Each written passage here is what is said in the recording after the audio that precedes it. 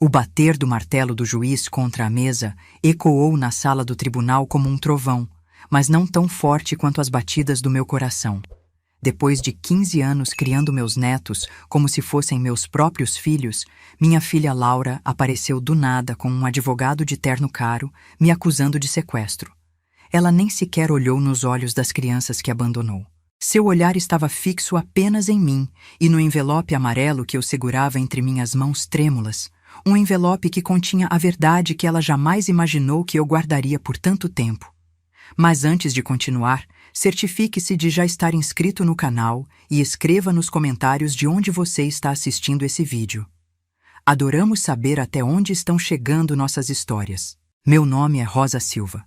Tenho 63 anos e nunca imaginei que estaria em um tribunal aos meus 60 e poucos anos, lutando pela guarda dos meus netos contra minha própria filha.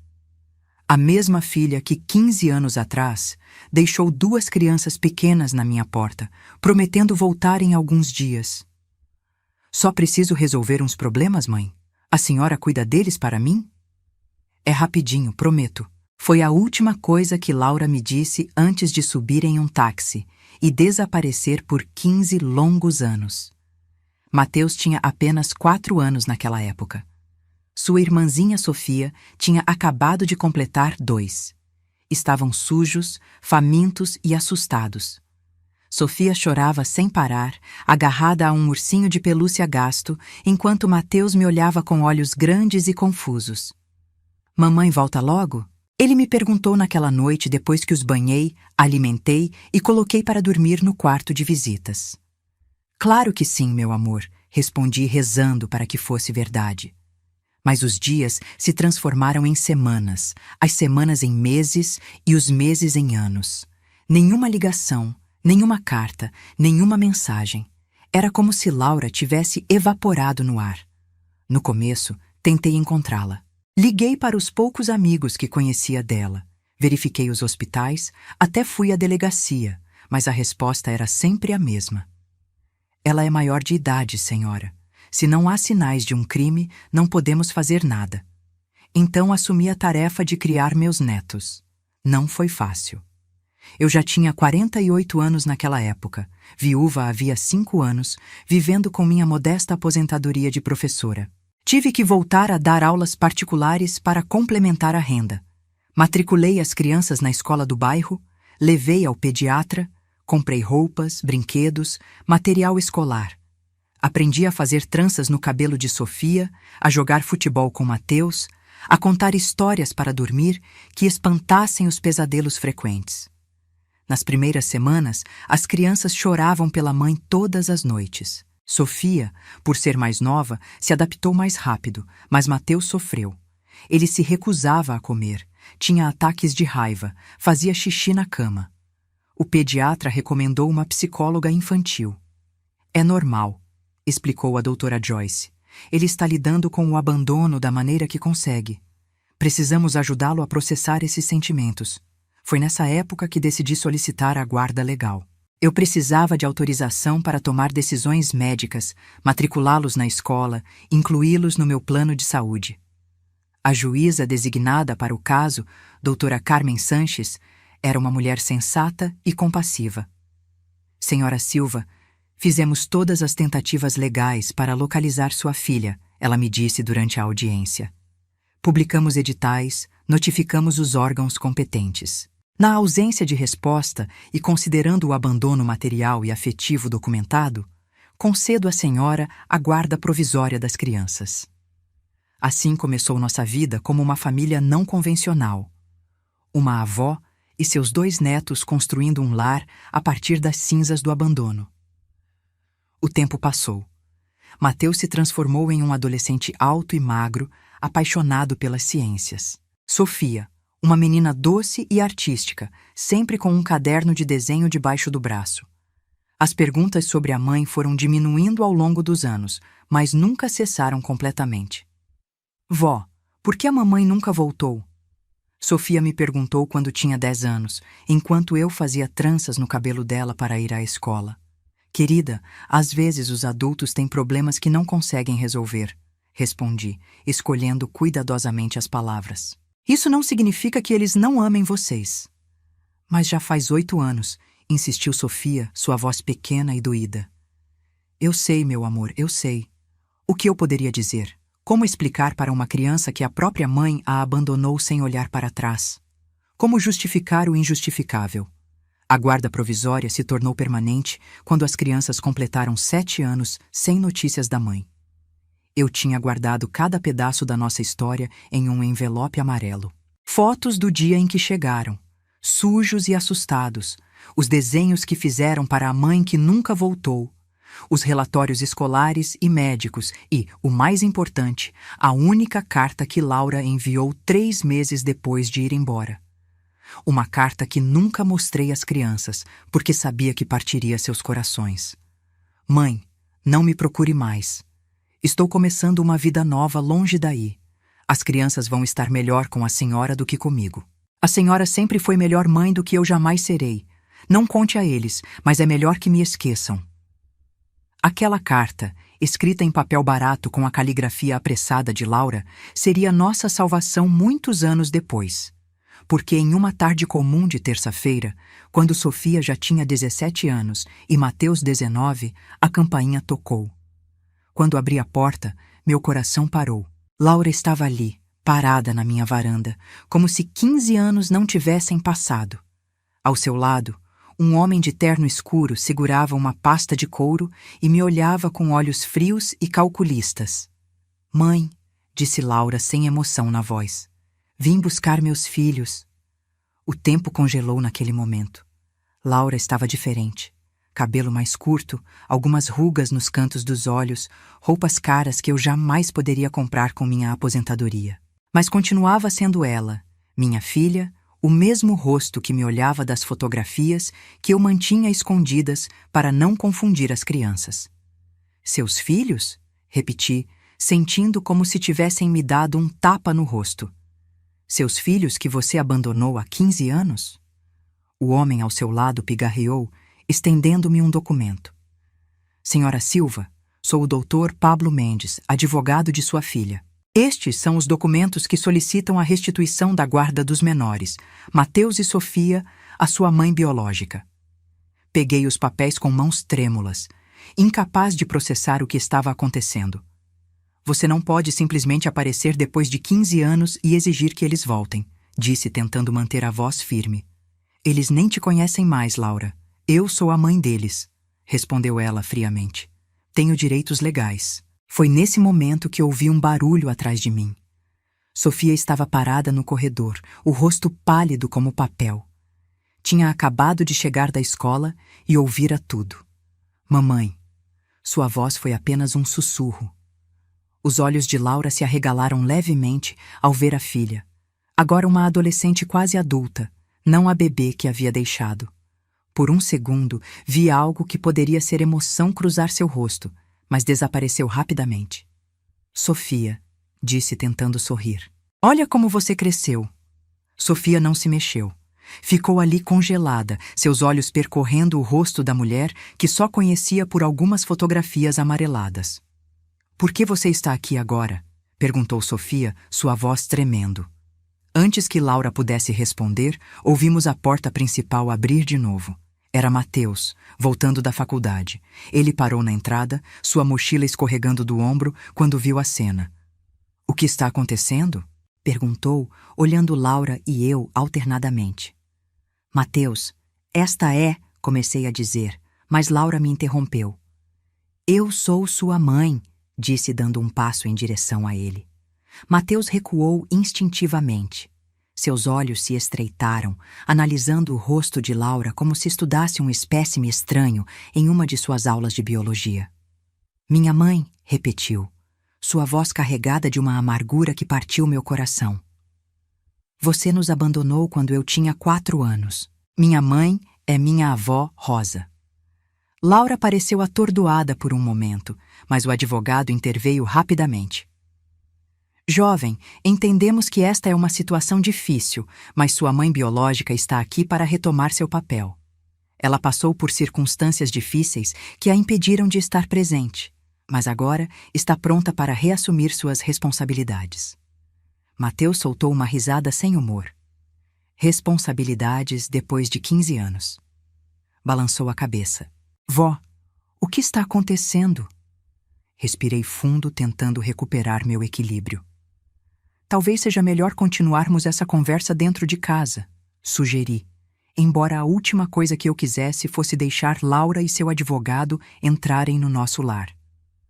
Conduzimos todos para a sala de estar, um ambiente modesto, mas aconchegante, cheio de fotografias emolduradas que mostravam momentos importantes da vida das crianças. Formatura do ensino médio de Mateus, Sofia ganhando um concurso de arte.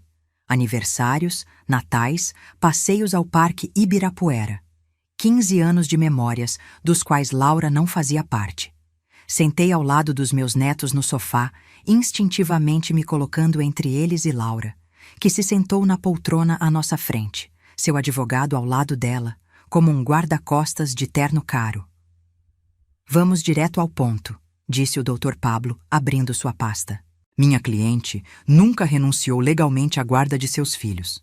A senhora Rosa Silva obteve a guarda temporária que se tornou permanente sob alegações de abandono, mas não houve um processo formal de destituição do poder familiar.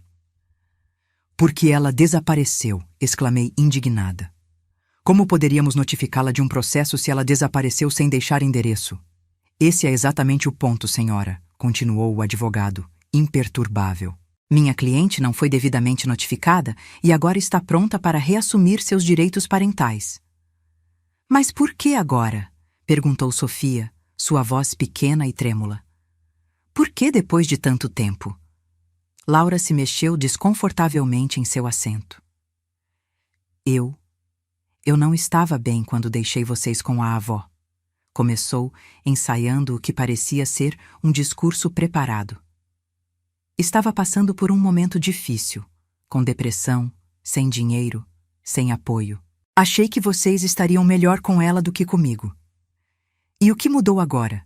Perguntou Mateus, cruzando os braços. Agora estou estável. Tenho um bom emprego, uma casa bonita em Belo Horizonte. Posso dar a vocês uma vida melhor, melhores oportunidades. Algo na maneira como ela falava não parecia sincero.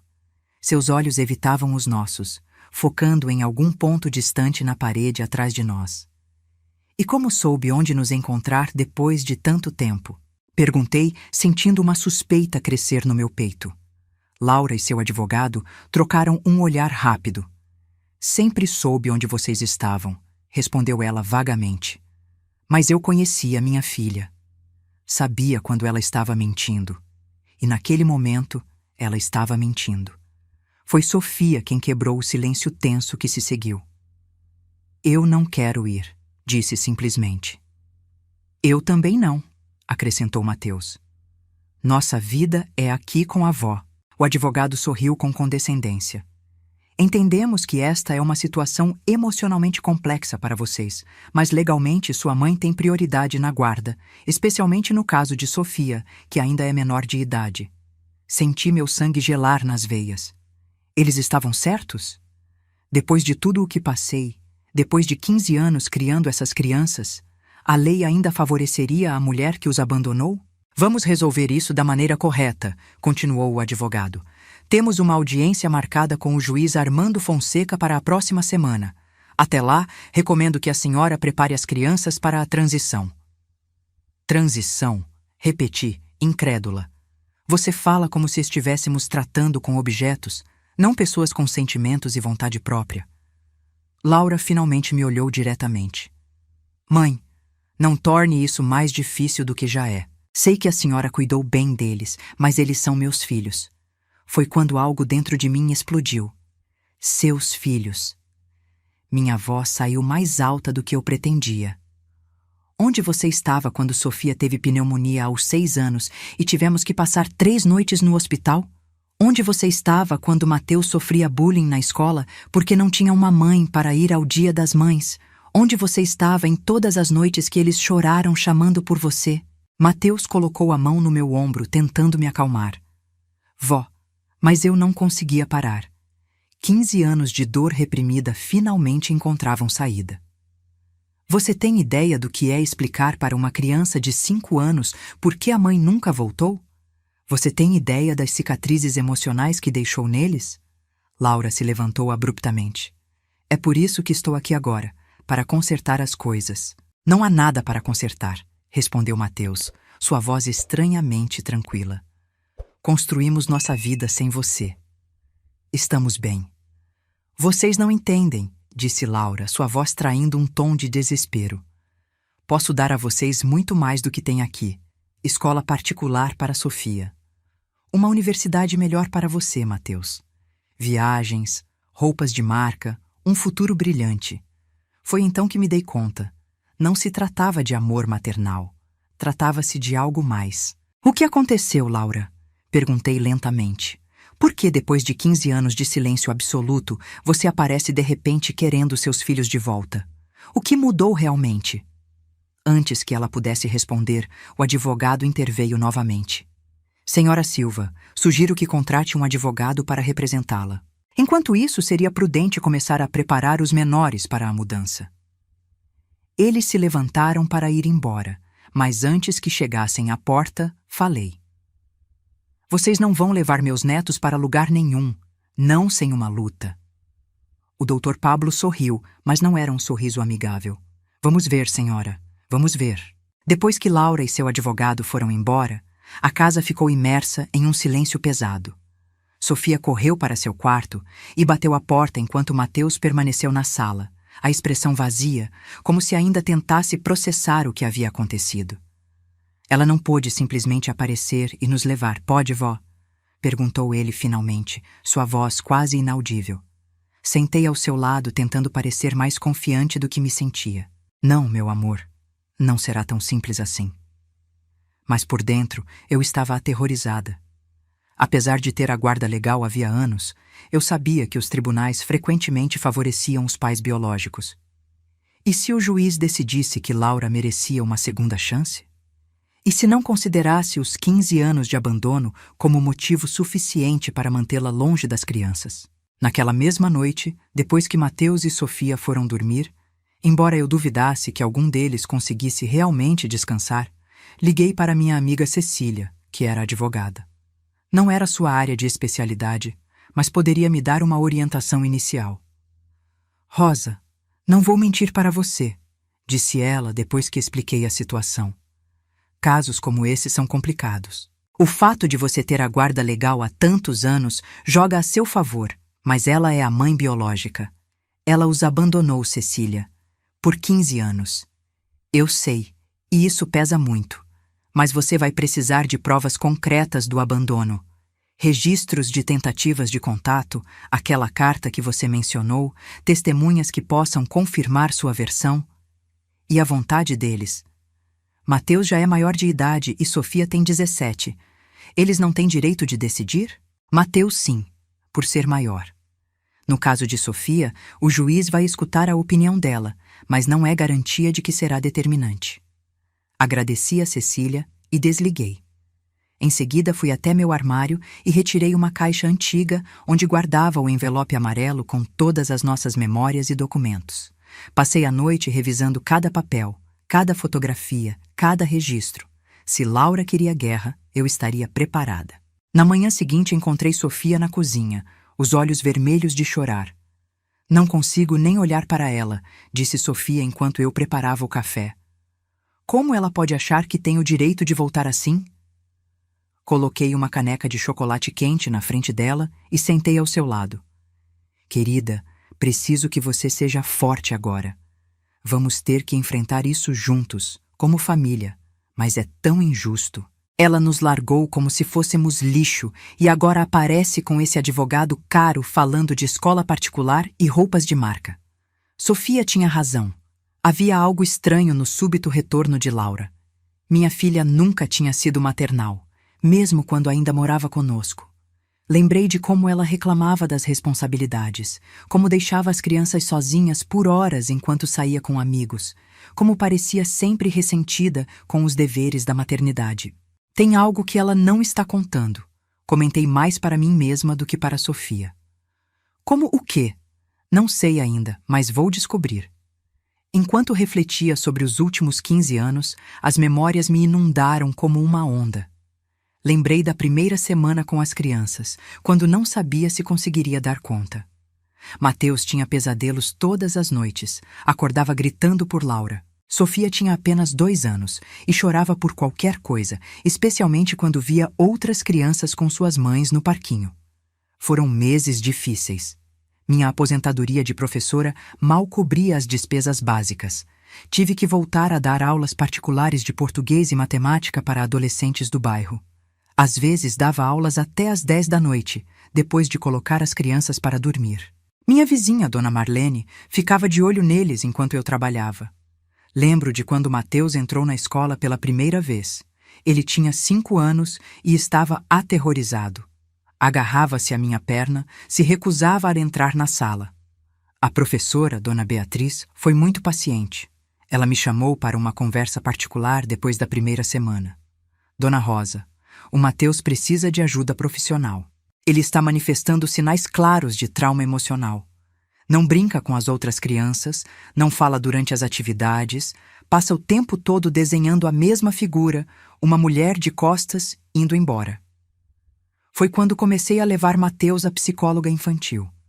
Cada sessão custava R$ 80, uma fortuna para mim naquela época, mas eu vendia até minhas joias antigas para pagar.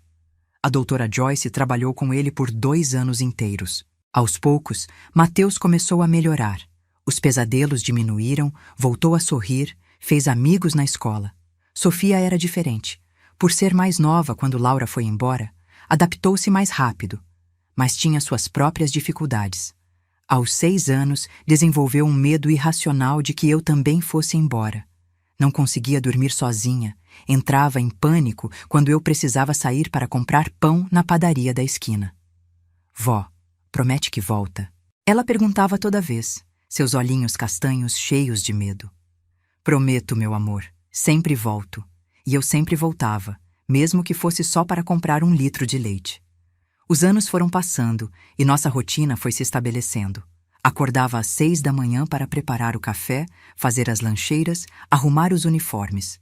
Levava as crianças à escola, voltava para casa, fazia as tarefas domésticas, preparava o almoço. À tarde, ia buscá-las, ajudava com o dever de casa, preparava o jantar. À noite, depois que dormiam, corrigia as provas dos meus alunos particulares ou planejava as próximas aulas. Não havia tempo para mim. Não havia tempo para lamentar minha juventude perdida, para sentir pena de estar criando filhos novamente aos 50 anos, quando deveria estar aproveitando minha aposentadoria. Havia apenas tempo para amar aquelas 2 crianças que o destino colocou no meu caminho. Lembro do primeiro dia das mães na escola de Mateus. Ele tinha 7 anos. Todas as outras crianças fizeram cartões para suas mães.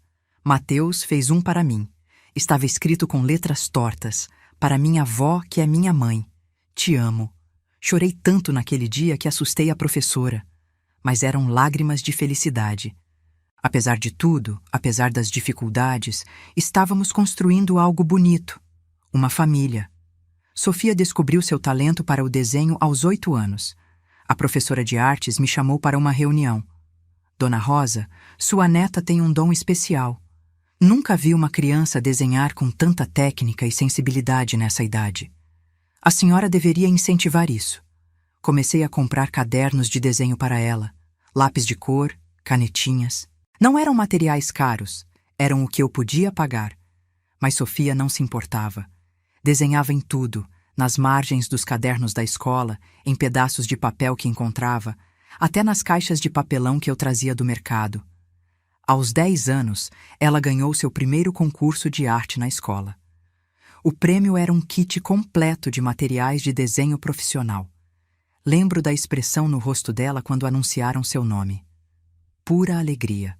Correu para me abraçar no meio do auditório lotado. Vó, eu ganhei! Eu ganhei! Eu sei, meu amor. Você é incrível. Mateus seguiu um caminho diferente. Sempre foi fascinado pelas ciências.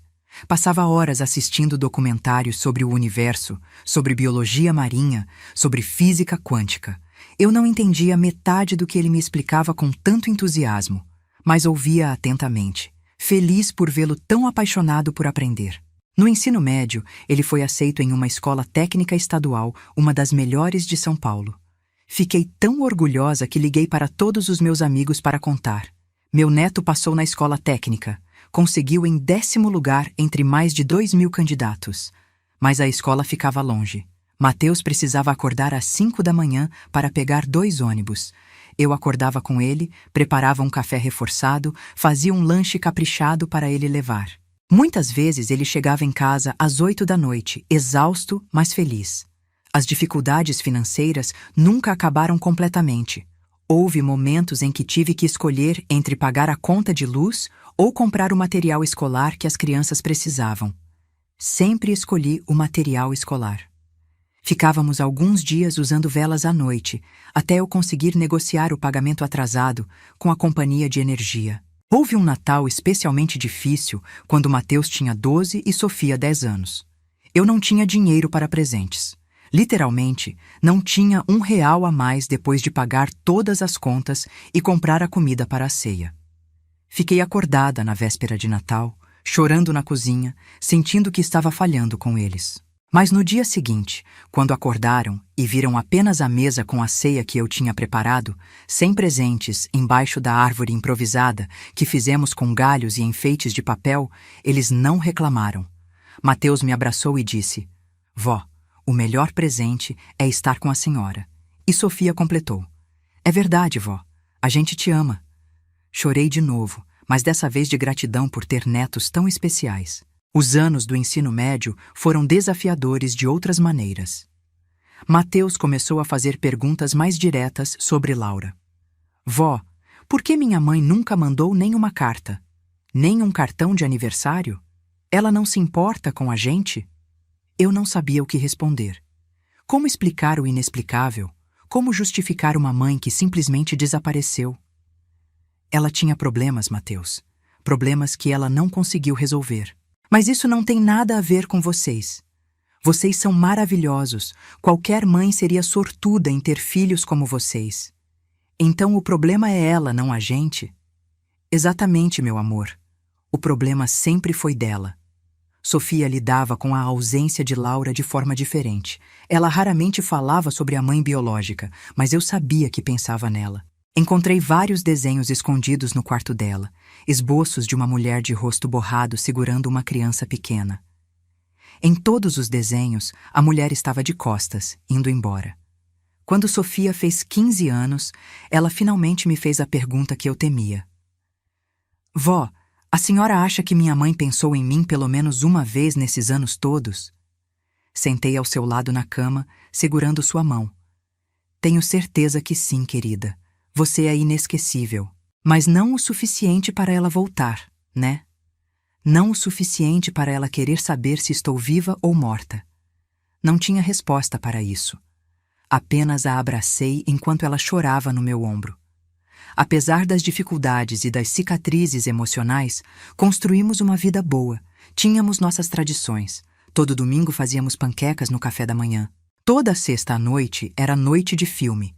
Nos amontoávamos no sofá com pipoca e assistíamos o que quer que estivesse passando na televisão. Todo aniversário, não importava quão apertado estava o orçamento, eu fazia um bolo caseiro, o favorito de cada um. Mateus entrou na universidade pública, no curso de engenharia. Chorei de orgulho no dia em que vimos o nome dele na lista de aprovados. Ele conseguiu. Meu neto conseguiu entrar em uma das melhores universidades do país. Sofia estava no último ano do ensino médio, preparando seu portfólio para tentar entrar na faculdade de artes no ano seguinte. Seu talento tinha florescido de maneira incrível. As paredes da nossa casa eram uma galeria permanente dos seus trabalhos. Era nesses momentos de conquista que eu mais sentia a ausência de Laura. Não por mim, mas pelas crianças. Elas mereciam ter uma mãe presente para celebrar suas vitórias, para consolá-las nas derrotas, para simplesmente estar lá. A guarda provisória se tornou permanente quando as crianças completaram 7 anos sem nenhum contato de Laura.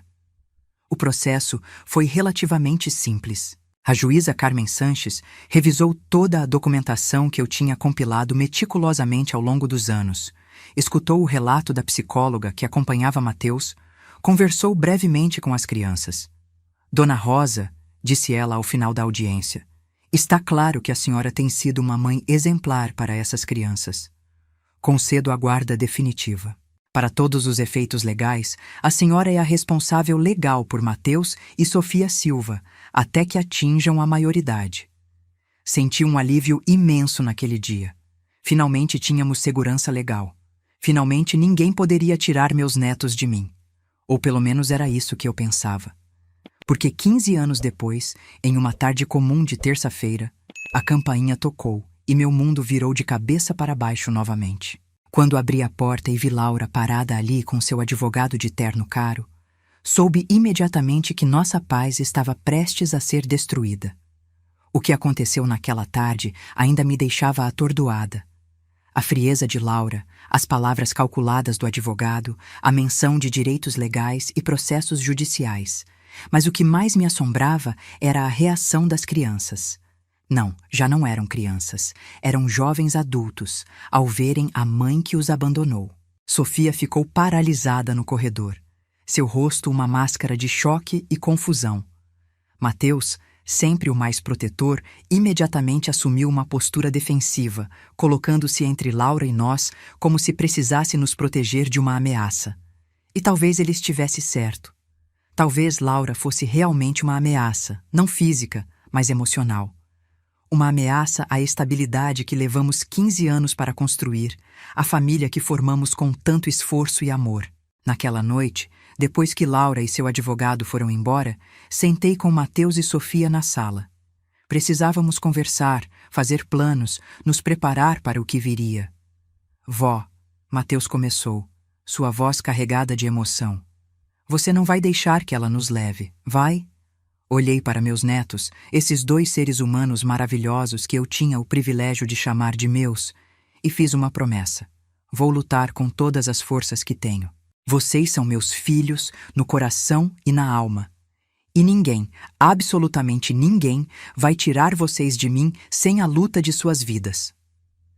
Sofia se aninhou no meu colo como fazia quando era pequena. E nós vamos lutar junto com você, vó. Somos uma família. Sim, respondi beijando sua testa. Somos uma família, e famílias se protegem. Mas mesmo enquanto pronunciava essas palavras corajosas, uma dúvida persistente me corroía por dentro. E se não fosse suficiente? E se o amor e 15 anos de dedicação não pesassem mais do que o simples fato biológico de Laura ser a mãe deles? E se a lei, fria e impessoal, decidisse que laços de sangue eram mais importantes do que laços de amor?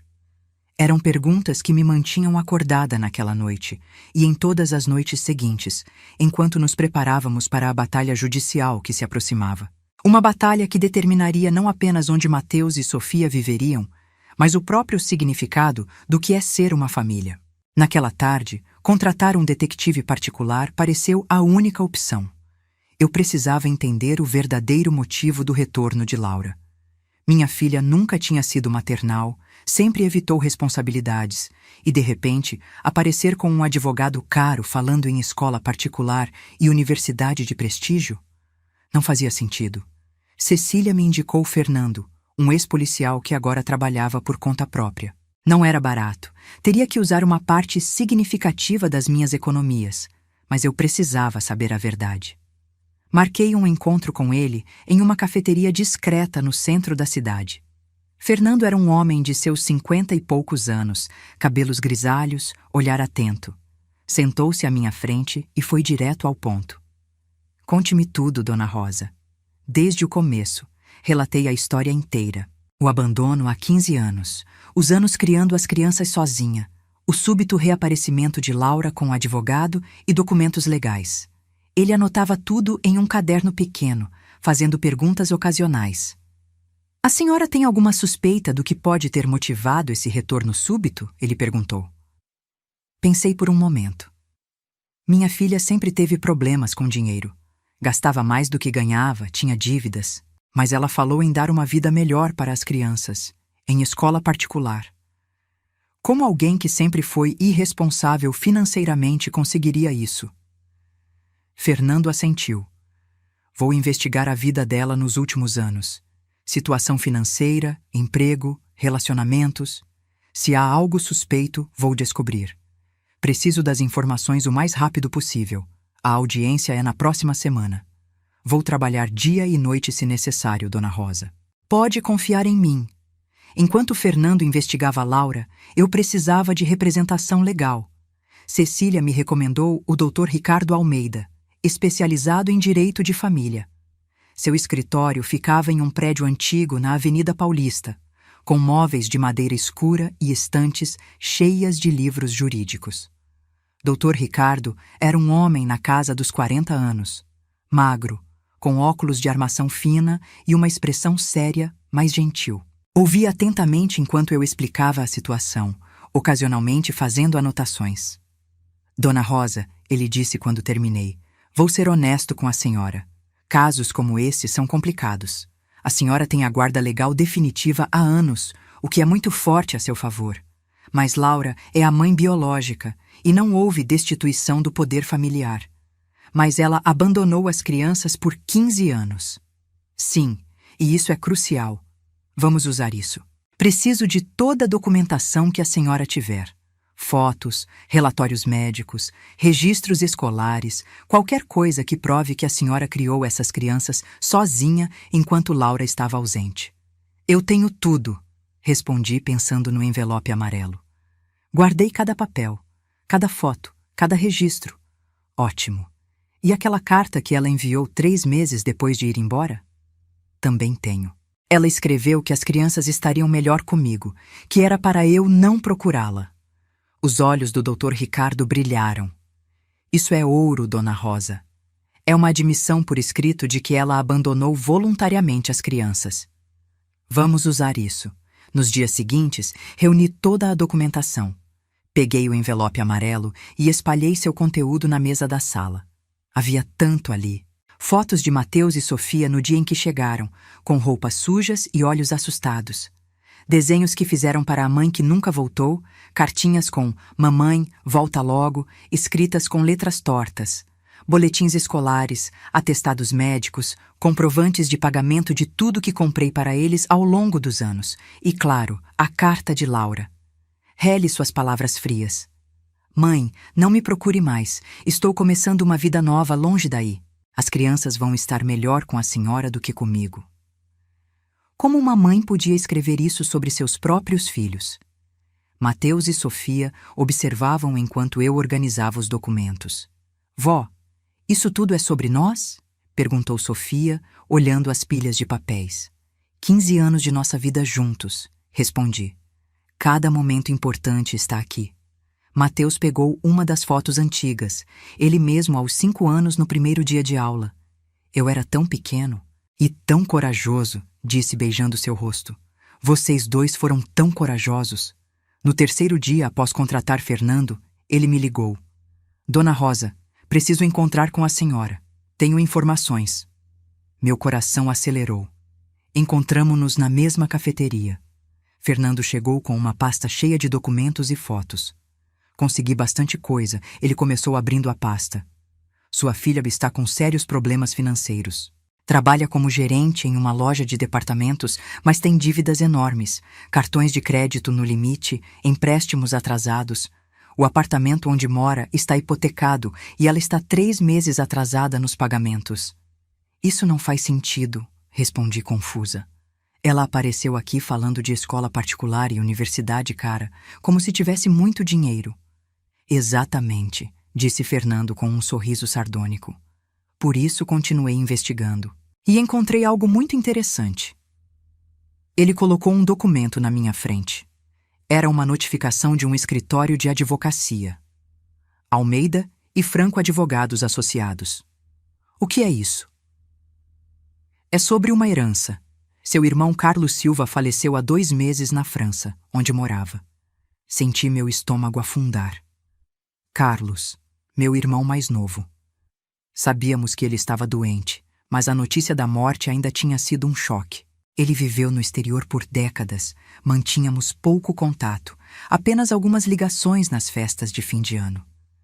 Eu soube que ele faleceu, disse devagar. Recebi uma carta do inventariante. Mas o que isso tem a ver com Laura? Fernando colocou outro documento na mesa. Carlos não teve filhos. No testamento dele, ele deixou parte considerável dos seus bens para os sobrinhos, Mateus e Sofia. Meu coração parou. Quanto? Aproximadamente R$ 800.000 para cada um. R$ 800.000. Era mais dinheiro do que eu ganharia em toda a minha vida. Carlos tinha sido bem-sucedido nos negócios, eu sabia, mas não imaginava que deixaria tanto para meus netos. Mas tem uma condição, continuou Fernando. O dinheiro só pode ser acessado quando completarem 21 anos, a menos que seja para despesas educacionais mediante aprovação do tutor legal. Tutor legal, repeti lentamente. E quem é o tutor legal agora? A senhora. Mas se Laura conseguir a guarda, ela terá controle sobre o dinheiro, terminei a frase, a verdade caindo sobre mim como uma tonelada de tijolos. Exatamente. E tem mais. Fernando me mostrou registros telefônicos. Laura ligou para o escritório Almeida e Franco no dia seguinte de receber a notificação da herança. 2 dias depois, contratou o Dr. Pablo Mendes para iniciar o processo de recuperação da guarda. Tudo fazia sentido agora. Laura não queria seus filhos de volta. Queria o dinheiro deles. Fernando, você pode provar isso? Pode conseguir documentos que mostrem que ela só apareceu depois de saber da herança? Já estou trabalhando nisso. A notificação da herança é de 3 semanas atrás. Ela contratou o advogado 2 dias depois. Estou tentando conseguir os registros de comunicação entre ela e o escritório Almeida e Franco, e também entre ela e o Dr. Pablo. Quanto tempo você precisa? A audiência é daqui a 4 dias, certo? Vou ter algo até lá. Liguei imediatamente para o Dr. Ricardo e contei sobre a descoberta. Ele ficou em silêncio por um longo momento. Isso muda tudo, Dona Rosa, ele disse finalmente. Se conseguirmos provar que Laura só voltou por causa da herança, temos um caso muito mais forte. Isso demonstraria não apenas abandono passado, mas também motivações financeiras presentes. E se não conseguirmos provar? Ainda temos um caso sólido. 15 anos de abandono, a carta dela admitindo que deixou as crianças voluntariamente, os depoimentos de Mateus e Sofia. Mas essa informação sobre a herança seria a cereja do bolo. Naquela noite, sentei com Mateus e Sofia e contei a eles sobre a herança do tio Carlos. Eles ficaram chocados, não apenas com o valor, mas com a possibilidade de que essa fosse a verdadeira razão do retorno de Laura. Então ela nem se importa com a gente, disse Sofia, sua voz quebrando. É só sobre dinheiro. Não sabemos isso com certeza ainda, tentei dizer, mas as palavras soaram vazias, até para mim. Vó, não precisa proteger nossos sentimentos, disse Mateus, sua voz dura. Sempre foi sobre ela. Quando nos abandonou, foi porque não queria a responsabilidade. Agora que há dinheiro envolvido, de repente se importa. É patético. Sofia começou a chorar. Eu tinha uma pequena esperança, sabe? Uma esperança idiota de que talvez ela tivesse mudado, de que talvez realmente sentisse nossa falta. Abracei minha neta enquanto ela soluçava no meu ombro. Mateus se juntou a nós e ficamos ali, os 3 abraçados, uma família unida contra o mundo. Os dias seguintes foram uma corrida contra o tempo. Fernando trabalhava incansavelmente, rastreando cada movimento de Laura. Dr. Ricardo preparava nossa defesa, revisando cada documento, planejando cada argumento. E eu tentava manter alguma normalidade em casa, cozinhando refeições que ninguém tinha apetite para comer, fingindo que tudo ficaria bem. Na véspera da audiência, Fernando me ligou novamente. Dona Rosa, consegui algo que você precisa ouvir. O quê? Uma gravação. Laura e o Dr. Pablo conversando em um café próximo ao escritório dele. Eu tinha alguém fazendo vigilância discreta. Conseguimos captar uma conversa muito reveladora. Pode me enviar? Já estou enviando para seu celular agora. Alguns minutos depois, com mãos trêmulas, apertei play. A qualidade do áudio não era perfeita, mas dava para entender claramente. A voz de Laura. Quanto tempo até eu ter acesso ao dinheiro depois de conseguir a guarda? A voz do Dr. Pablo. Tecnicamente, como tutora legal, você poderá solicitar liberação de fundos para despesas educacionais. Escola particular, material, até moradia, se puder justificar que é necessário para o bem-estar educacional deles. Laura novamente. E quanto dos 800 mil eu poderia tirar? Dr. Pablo. Depende de como você justifica. Mas provavelmente poderia ter acesso a uma porção significativa antes deles completarem 21. Laura com uma risada. Perfeito, isso vai resolver todos os meus problemas. A hipoteca, os cartões, tudo. Senti náusea ouvindo minha própria filha falando dos filhos dela como se fossem apenas um meio para um fim. Mateus e Sofia mereciam ser amados, não usados. Enviei a gravação imediatamente para o Dr. Ricardo. Ele respondeu minutos depois. Isso é exatamente o que precisávamos. Nos vemos amanhã no tribunal. Naquela noite não consegui dormir. Fiquei acordada pensando em tudo o que estava em jogo. Não era apenas sobre guarda legal ou dinheiro. Era sobre a vida de duas pessoas que eu amava mais do que qualquer coisa no mundo. Era sobre protegê-las de serem machucadas novamente pela mulher que deveria tê-las amado mais do que tudo. Às 3 da manhã, levantei e fui até o quarto de Sofia. Ela estava acordada também, olhando para o teto. Não consegue dormir? Perguntei baixinho. Ela balançou a cabeça. Estou com medo, vó. Sentei na beira da cama dela. Eu também estou, querida. Mas vamos enfrentar isso juntas. E se o juiz decidir a favor dela? E se tivermos que ir morar com ela? Segurei sua mão. Não vai acontecer. Não vou permitir. Mas e se você não puder impedir? Era a pergunta que me aterrorizava. E se, apesar de todas as provas, apesar de todo o amor, o sistema decidisse que Laura tinha direito aos filhos que abandonou? Então continuaremos lutando, respondi firmemente. De qualquer jeito necessário. Vocês são meus filhos, Sofia, no meu coração, onde realmente importa. E ninguém pode tirar isso de nós. Ela se aninhou em meus braços, como fazia quando era pequena. Eu te amo, vó. Eu também te amo, minha querida. Mais do que as palavras podem expressar. Quando o sol começou a nascer, vesti meu melhor conjunto, o mesmo que usara quando recebi a guarda definitiva há tantos anos. Precisava parecer respeitável, confiável, maternal. Precisava que o juiz visse em mim não apenas uma avó, mas a verdadeira mãe dessas crianças. Mateus desceu vestido formalmente, camisa social e calça escura. Sofia usava um vestido simples, mas adequado. Ambos pareciam mais velhos do que eram, carregando o peso da situação em seus ombros jovens. Estamos prontos, vó, disse Mateus, sua voz tentando soar mais confiante do que provavelmente se sentia. Peguei o envelope amarelo, agora engrossado com todos os novos documentos que Fernando havia conseguido. Nesse envelope estava nossa história, nossa verdade, nossa defesa. Então vamos, respondi. Vamos mostrar ao juiz o que realmente significa ser uma família. No carro, a caminho do fórum, olhei pelo retrovisor e vi Mateus segurando a mão de Sofia no banco de trás. Eles estavam assustados, mas unidos. Nós três contra o mundo, como sempre tinha sido. Não importa o que aconteça hoje, disse em voz alta.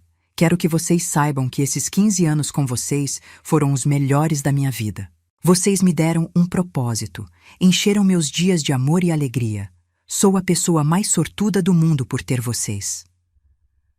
Nós somos os sortudos, vó, respondeu Sofia. Você nos salvou. Salvamos uns aos outros, corrigi. É isso que famílias fazem. Quando estacionamos em frente ao fórum, vi Laura e o Dr. Pablo já esperando na entrada. Ela estava vestida elegantemente, projetando a imagem da mãe responsável e bem-sucedida. Mas eu conhecia a verdade. E hoje, o juiz também conheceria. Respirei fundo, peguei o envelope amarelo e saí do carro. Mateus e Sofia se posicionaram um de cada lado de mim, meus guardiões, meus filhos, meu coração. Vamos entrar, disse, e vamos lutar. Subimos os degraus do fórum juntos, prontos para a batalha que definiria nosso futuro. Eu não sabia o que aconteceria naquela sala de audiência, mas sabia uma coisa com certeza: não desistiria sem dar tudo de mim.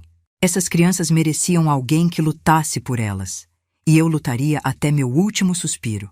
O Fórum da Comarca de São Paulo era um prédio imponente de concreto e vidro que sempre me intimidou.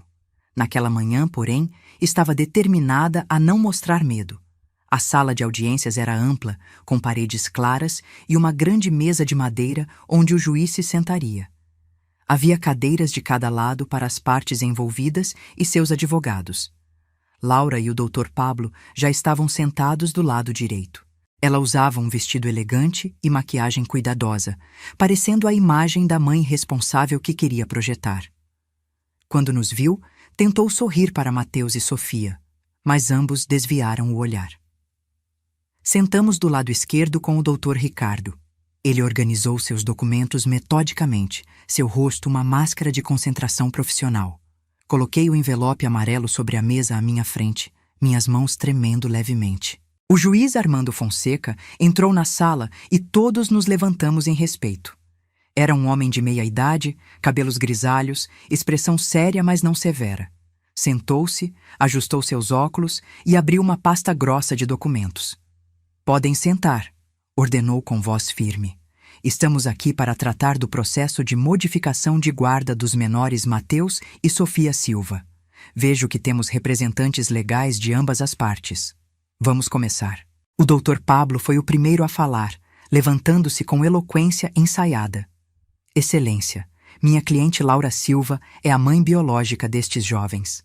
Há 15 anos, passou por um período difícil de depressão pós-parto tardia e problemas financeiros que a forçaram a deixar temporariamente seus filhos aos cuidados da avó. Temporariamente. Quase engasguei com a palavra. 15 anos não tinham nada de temporário.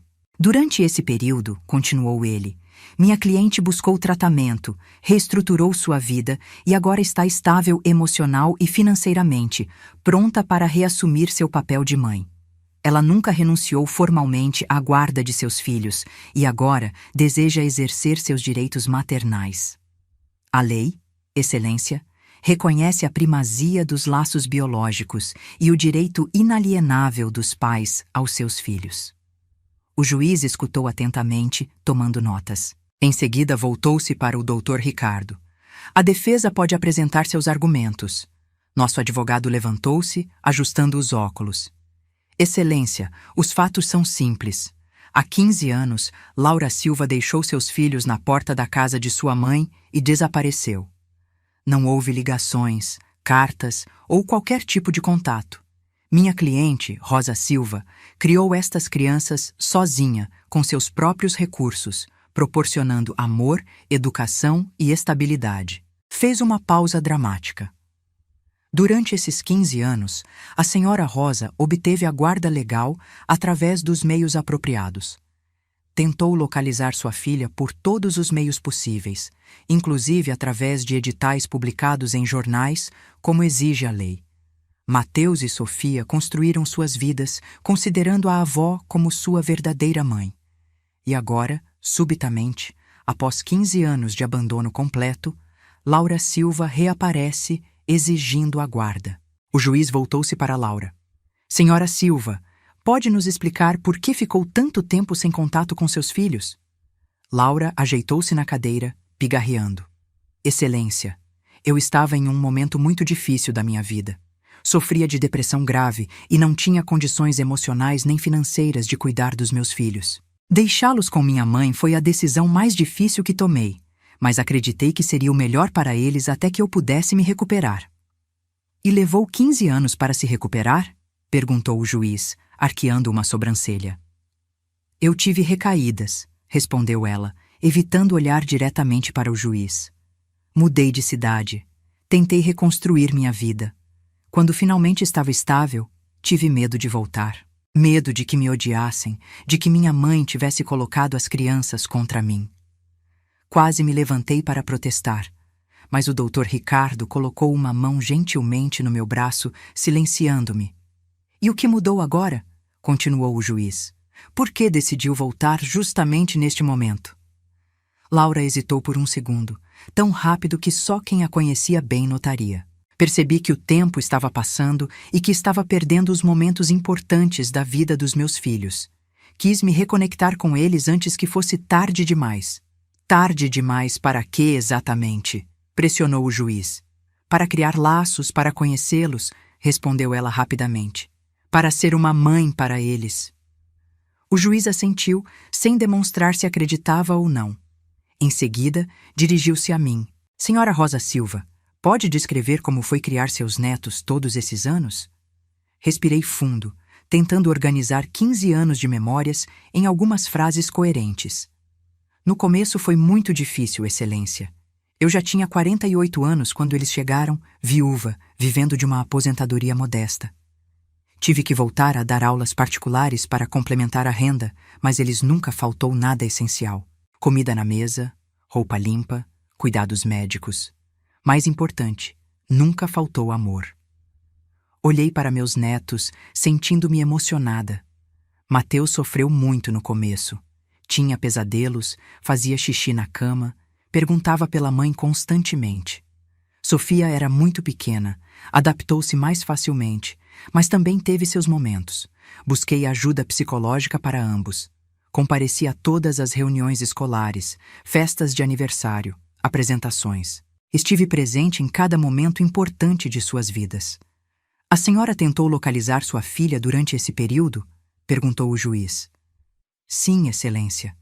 Liguei para os amigos que conhecia dela. Verifiquei hospitais. Fui à polícia. Quando iniciei a solicitação de guarda, o tribunal publicou editais em jornais conforme a lei. Nunca houve resposta. O juiz virou algumas páginas do processo. Vejo que a senhora obteve a guarda provisória que se tornou definitiva após 7 anos sem contato da mãe biológica. Sim, Excelência.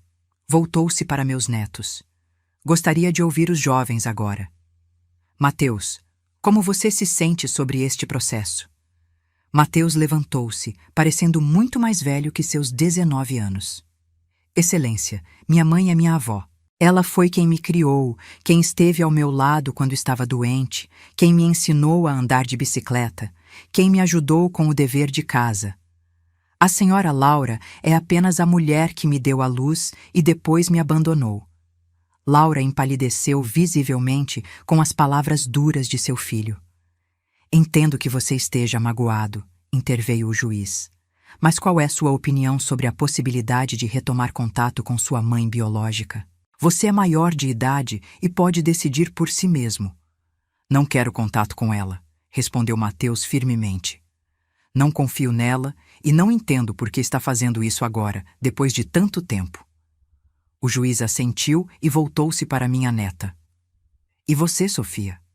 Sei que tem apenas 17 anos, mas sua opinião é importante. Sofia levantou-se tremendo levemente. Ela sempre foi mais quieta, mais sensível que seu irmão. Eu era muito pequena quando ela nos deixou, disse Sofia, sua voz baixa, mas firme.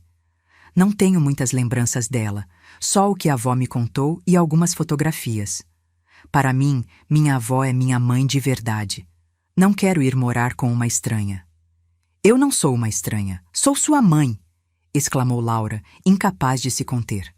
Senhora Silva, por favor, advertiu o juiz. Não interrompa. Sofia continuou, agora olhando diretamente para Laura.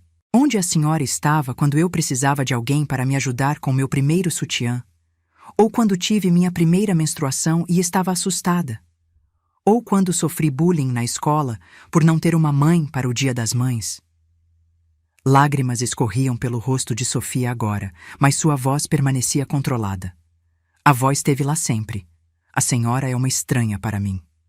Um silêncio pesado caiu sobre a sala, enquanto Sofia voltava para seu lugar. O juiz pigarreou, claramente afetado pelo depoimento. Bem, creio que as posições estão claras. Gostaria de revisar alguns documentos antes de prosseguir. Foi nesse momento que nosso advogado se manifestou. Excelência, há novos elementos que gostaríamos de apresentar ao tribunal. Documentos que podem esclarecer as verdadeiras motivações da senhora Laura Silva para retornar após 15 anos. O advogado de Laura levantou-se imediatamente. Protesto, Excelência. Não fomos notificados de nenhuma nova evidência. Foram descobertos há poucos dias, explicou o Dr. Ricardo. Acreditamos que são cruciais para o entendimento deste caso. O juiz considerou por um momento. Vou permitir, mas com a ressalva de que a outra parte terá direito a se manifestar após a análise dos documentos. O Dr. Ricardo aproximou-se e entregou o envelope amarelo ao juiz. Este envelope contém provas de que a senhora Laura Silva só retornou após tomar conhecimento de uma herança substancial deixada por Carlos Silva, tio das crianças, falecido há 2 meses. Laura levantou-se bruscamente. Isso é absurdo. Eu nem sabia dessa herança. Senhora, sente-se, ordenou o juiz. Vou analisar os documentos antes de qualquer conclusão. Abriu o envelope cuidadosamente e começou a examinar seu conteúdo. Primeiro, as fotografias de quando as crianças chegaram à minha casa, sujas e assustadas. Em seguida, a carta de Laura datada 3 meses após sua partida, declarando que não queria mais contato. Os relatórios escolares e médicos mostrando meu cuidado constante ao longo dos anos. Por último, os documentos mais recentes. A notificação do escritório Almeida e Franco sobre a herança, datada de 3 semanas atrás, e os registros telefônicos mostrando que Laura havia contatado o escritório apenas 2 dias depois. Havia também a transcrição de uma conversa gravada entre Laura e seu advogado. Enquanto o juiz lia, o rosto de Laura ficava cada vez mais pálido. Ela sussurrava furiosamente com seu advogado, que parecia igualmente perturbado. Após alguns minutos de leitura silenciosa, o juiz levantou os olhos. Estas são acusações sérias, Dr. Ricardo. O senhor está sugerindo que a senhora Laura Silva está tentando recuperar a guarda de seus filhos apenas para ter acesso à herança deixada pelo tio. Exatamente, Excelência. Como pode verificar nos documentos, o testamento especifica que o dinheiro só pode ser acessado pelos jovens quando completarem 21 anos, a menos que seja para despesas educacionais aprovadas pelo tutor legal. O juiz voltou-se para Laura, sua expressão agora visivelmente mais severa. Senhora Silva, o que tem a dizer sobre isso? Laura parecia ter sido pega de surpresa. Abriu a boca várias vezes antes de conseguir falar. Eu não sabia da herança quando decidi buscar meus filhos, disse ela finalmente, mas sua voz traía sua mentira. Isso é só uma coincidência muito conveniente, comentou o juiz. Especialmente considerando que, segundo estes registros telefônicos, a senhora contatou o escritório Almeida e Franco no dia seguinte de receber a notificação e 2 dias depois contratou o Dr. Pablo para iniciar o processo de recuperação da guarda. Posso explicar isso, começou Laura. E esta gravação, continuou o juiz, pegando outro documento. Uma conversa entre a senhora e seu advogado, onde discutem explicitamente como usar o dinheiro da herança para pagar suas dívidas. A senhora chega a dizer, cito, quando tiver a guarda, poderei usar o dinheiro da educação deles para pagar a hipoteca do apartamento. É uma emergência educacional. Eles precisam de um teto, não é? Um murmúrio percorreu a sala. Mateus e Sofia olhavam para Laura com expressões de choque e repulsa. Isso está fora de contexto, gaguejou Laura, agora visivelmente em pânico. Seu advogado levantou-se tentando salvar a situação. Excelência, questionamos a legalidade dessa gravação. Foi obtida sem consentimento e, portanto, não deveria ser admitida como prova. A gravação foi feita em um lugar público, em um café próximo ao escritório do senhor, respondeu o Dr. Ricardo. De acordo com a jurisprudência atual, conversas em lugares públicos não têm expectativa de privacidade, especialmente quando envolvem potencial fraude. O juiz parecia cada vez mais perturbado enquanto continuava lendo os documentos. Senhora Laura Silva, disse ele finalmente, estas evidências levantam sérias questões sobre suas reais intenções. Somadas ao histórico de abandono prolongado e à clara preferência manifestada pelos jovens, tenho elementos suficientes para tomar uma decisão. Meu coração batia tão forte que pensei que todos na sala podiam ouvi-lo. Segurei as mãos de Mateus e Sofia, que se sentaram mais perto de mim. Com base nas evidências apresentadas e no melhor interesse dos jovens envolvidos, continuou o juiz, mantenho a guarda definitiva de Sofia com a avó Rosa Silva, até que complete a maioridade. Quanto a Mateus, sendo já maior de idade, tem o direito de decidir por si mesmo e manifestou claramente sua vontade de permanecer com a avó. Senti um alívio tão grande que lágrimas começaram a escorrer pelo meu rosto. Mateus apertou minha mão com força, enquanto Sofia soluçava silenciosamente ao meu lado. Mas o juiz não tinha terminado. Além disso, considerando a evidente tentativa de manipular o sistema judicial para obter vantagem financeira, estou emitindo uma ordem de restrição contra Laura Silva, proibindo-a de se aproximar a menos de 100 metros de Rosa, Mateus e Sofia Silva pelo período de 1 ano. Laura parecia atordoada, como se não pudesse acreditar no que estava ouvindo. O tribunal também notificará o Ministério Público sobre uma possível tentativa de fraude para investigação adicional. O juiz bateu o martelo. Esta audiência está encerrada. Enquanto nos levantávamos, ainda em choque com a vitória, Laura avançou em nossa direção, ignorando os protestos de seu advogado. "Vocês não podem me fazer isso", gritou, apontando para mim. "Você colocou meus filhos contra mim. Eles são meus, não seus." Seguranças do fórum se aproximaram rapidamente, contendo-a antes que chegasse até nós. Enquanto a escoltavam para fora, ela continuava gritando acusações. Mateus colocou um braço protetor ao redor dos meus ombros. "Vamos para casa, vó", disse gentilmente. Acabou, mas eu sabia, olhando o rosto contorcido de raiva da minha filha enquanto era levada para fora, que talvez não tivesse acabado completamente. Pelo menos não emocionalmente. A batalha legal estava vencida, mas a batalha pelo coração e pela cura ainda continuaria. O Dr. Ricardo aproximou-se com um sorriso satisfeito. "Parabéns, Dona Rosa. Vocês venceram." Agradeci a ele, mas tudo o que eu queria era sair daquele lugar e levar meus netos para casa.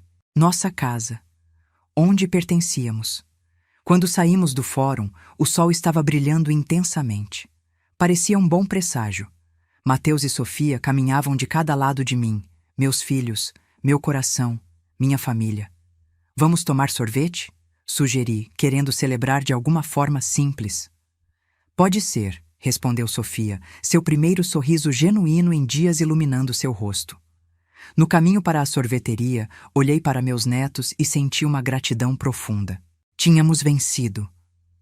Contra todas as probabilidades, contra uma mãe biológica que queria levá-los, contra um sistema que frequentemente favorecia laços de sangue sobre laços de amor, nós tínhamos vencido. E enquanto comíamos nossos sorvetes sentados em um banco de praça, rindo e conversando como se um peso enorme tivesse sido tirado de nossos ombros, percebi algo importante. A vitória no tribunal era significativa, sim, mas a verdadeira vitória tinha acontecido 15 anos atrás, quando decidi abrir minha casa e meu coração para 2 crianças assustadas que precisavam de amor. Essa era a vitória que realmente importava. E nada, absolutamente nada, poderia nos tirar isso. Os meses seguintes à audiência foram de readaptação e cura.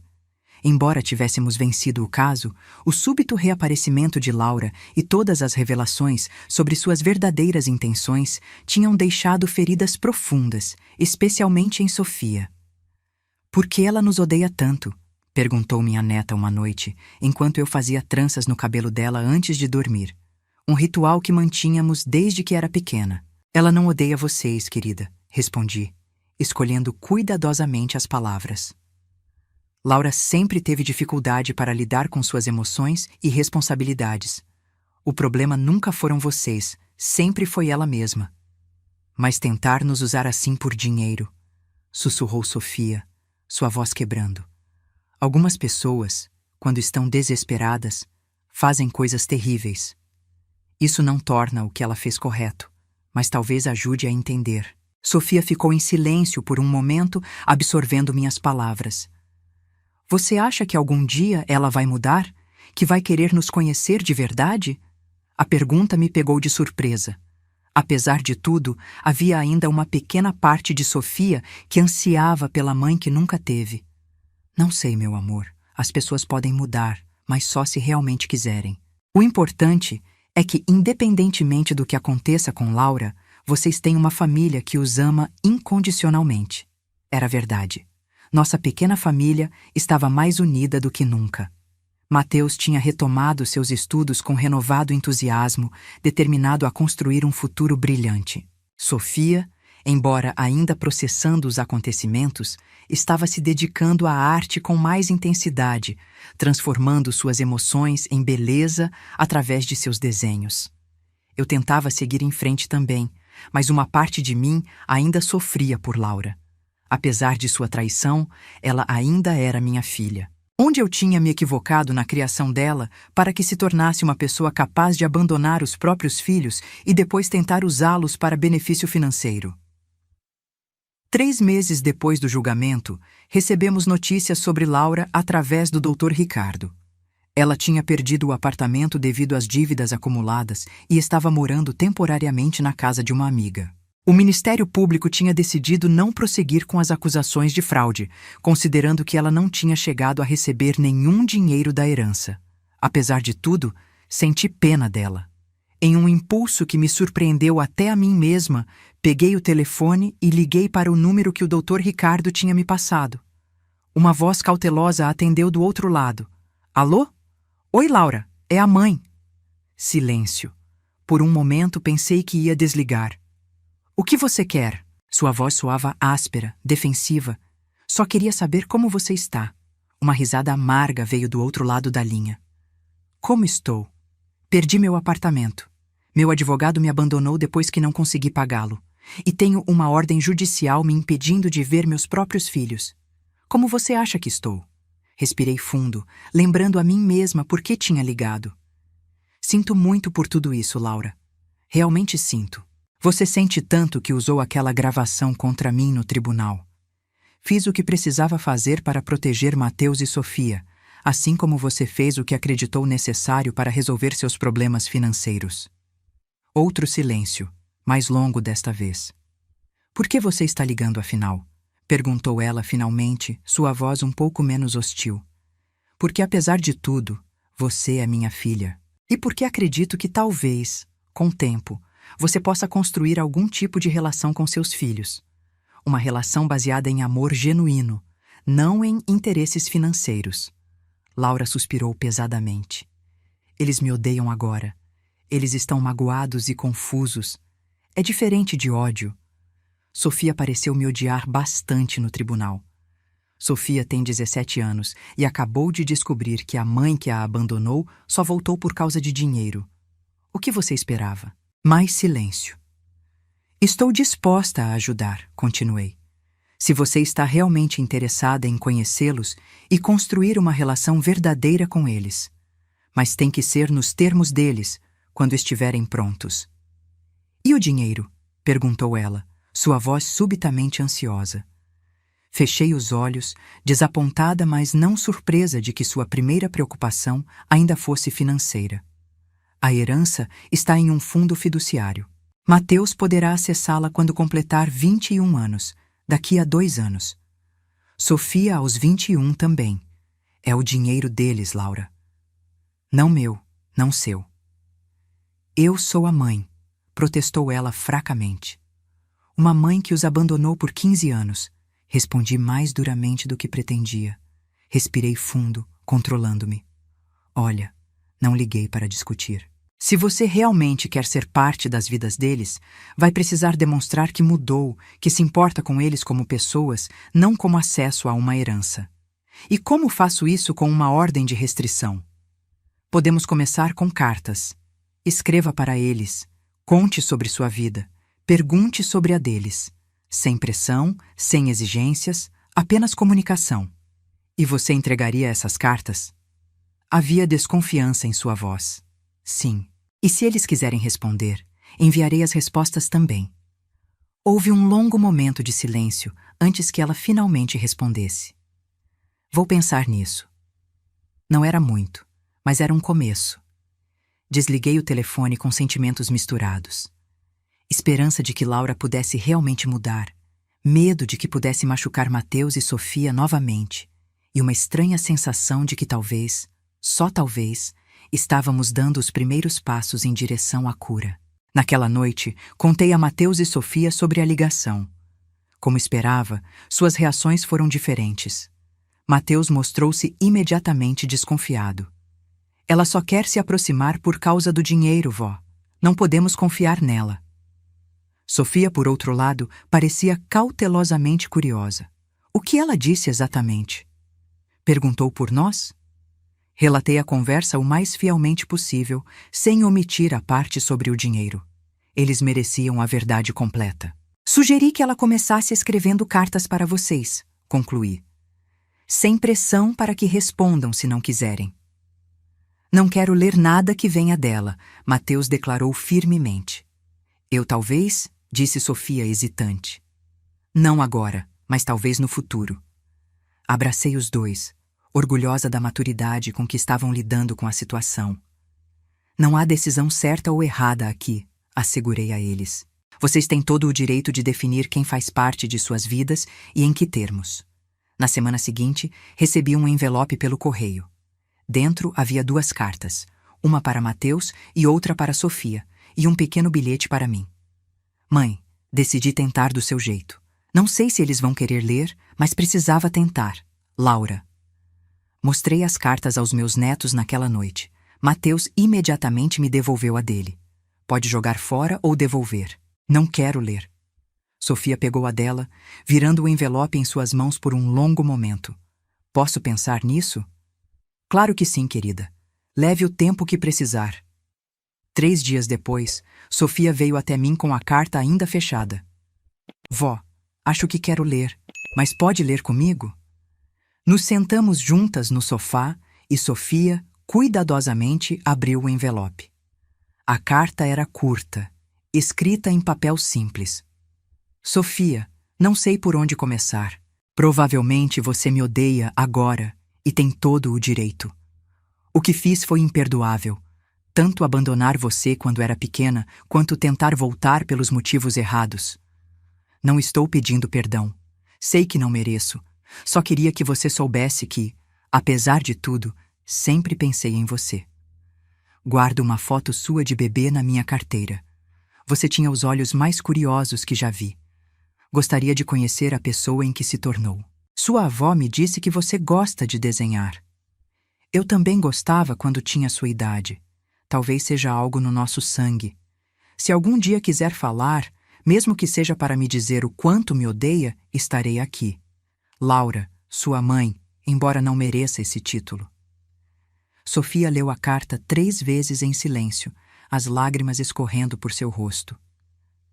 O que você acha? Perguntei gentilmente. Não sei, respondeu honestamente. Parece sincera, mas também pareceu sincera quando veio aqui dizendo que queria nos conhecer. É normal estar confusa, querida. Parte de mim quer acreditar que ela mudou, que realmente se importa conosco. Outra parte tem medo de ser machucada de novo. Abracei-a forte. Você não precisa decidir nada agora. Pode simplesmente observar, ver se as ações dela correspondem às palavras ao longo do tempo. Sofia assentiu, dobrando cuidadosamente a carta e guardando-a em sua caixa de tesouros, onde mantinha seus desenhos favoritos e pequenas lembranças. As semanas se transformaram em meses. Laura continuou enviando cartas, uma a cada 15 dias. Mateus continuava se recusando a lê-las, mas já não se opunha quando eu as guardava em vez de devolvê-las. Talvez um dia, disse certa vez, encolhendo os ombros. Sofia, por outro lado, começou a responder ocasionalmente. Cartas curtas, cuidadosas, mantendo uma distância emocional segura, mas estabelecendo uma linha de comunicação. Eu observava esse lento desenvolvimento com cautela. Parte de mim queria acreditar que Laura estava realmente mudando, que finalmente estava amadurecendo e assumindo responsabilidade por suas ações. Outra parte temia que fosse apenas uma estratégia de longo prazo para eventualmente conseguir o que queria. 6 meses depois da audiência, a ordem de restrição foi revisada. Como não houve novas tentativas de Laura de se aproximar fisicamente ou causar problemas, o juiz modificou a ordem, permitindo encontros supervisionados se Mateus e Sofia concordassem. Sofia estava cautelosamente aberta à ideia. Mateus inicialmente se recusou categoricamente, mas depois de muita reflexão, concordou em estar presente pelo menos uma vez, principalmente para apoiar sua irmã. Não estou fazendo isso por ela, deixou claro. Estou fazendo por Sofia. Não quero que ela enfrente isso sozinha. O encontro foi marcado para um sábado à tarde em uma cafeteria tranquila perto de casa. Estávamos todos nervosos por razões diferentes. Sofia trocou de roupa 3 vezes, indecisa sobre a imagem que queria projetar. Mateus mantinha uma expressão estoica, mas eu podia ver sua tensão na maneira como seus dedos tamborilavam constantemente na mesa. Eu tentava parecer calma, mas meu estômago estava embrulhado. Laura chegou pontualmente, algo raro para ela. Estava mais magra que a última vez que a vimos, com olheiras visíveis e roupa simples, muito diferente da aparência elegante que havia exibido no tribunal. Parecia genuinamente nervosa. Oi, disse simplesmente, parada ao lado da nossa mesa. Oi, respondeu Sofia, sua voz quase um sussurro. Mateus apenas assentiu com a cabeça, os braços cruzados defensivamente. Posso sentar?